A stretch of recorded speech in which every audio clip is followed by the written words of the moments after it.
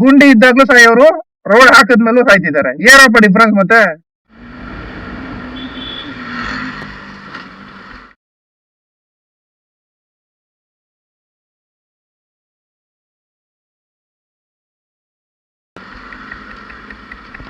ಇಲ್ಲಿ ಹಂಸ ಇರ್ಲಿಲ್ಲ ಆಕ್ಚುಲಿ, ಇವಾಗ ರೀಸೆಂಟ್ ಆಗಿ ಹಂಸ ಹಾಕ್ಬಿಟ್ಟಿದ್ದಾರೆ. ಅಂದ್ರೆ ಟಾರ್ ಹಾಕಿ 3 ದಿನ ಆದ್ಮೇಲೆ ಹಂಸ ಹಾಕಿರೋದು ಅದು.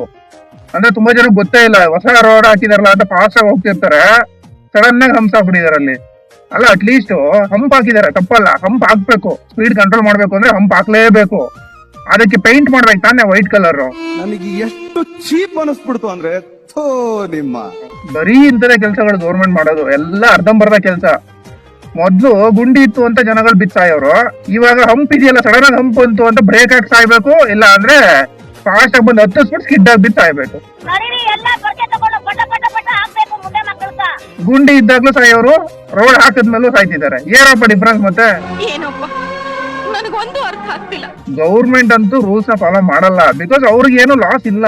ಬಟ್ ನೀವು ಫಾಲೋ ಮಾಡ್ಲೇಬೇಕು, ಮಾಡಿಲ್ಲ ಅಂದ್ರೆ ಬಿದ್ದು ಸಾಯ್ಬೇಕಾಗತ್ತೆ. ಟಾರ್ ಹಾಕಕ್ಕಿಂತ ಮುಂಚೆನೂ ಜನಗಳು ಬಿದ್ದು ಸಾಯೋರು, ಟಾರ್ ಹಾಕಿದ್ಮೇಲೂ ಜನಗಳು ಬಿದ್ದು ಸಾಯ್ತಿದಾರೆ. ಆದ್ರೆ ನೀವು ಟಾರ್ ಹಾಕಿ ಏನ್ ಪ್ರಯೋಜನ ಅಲ್ವಾ? ಸೊ ದಯವಿಟ್ಟು ಅದಕ್ಕೆ ಪೇಂಟ್ ಇಲ್ಲ ರಿಫ್ಲೆಕ್ಟರ್ ಹಾಕಿ.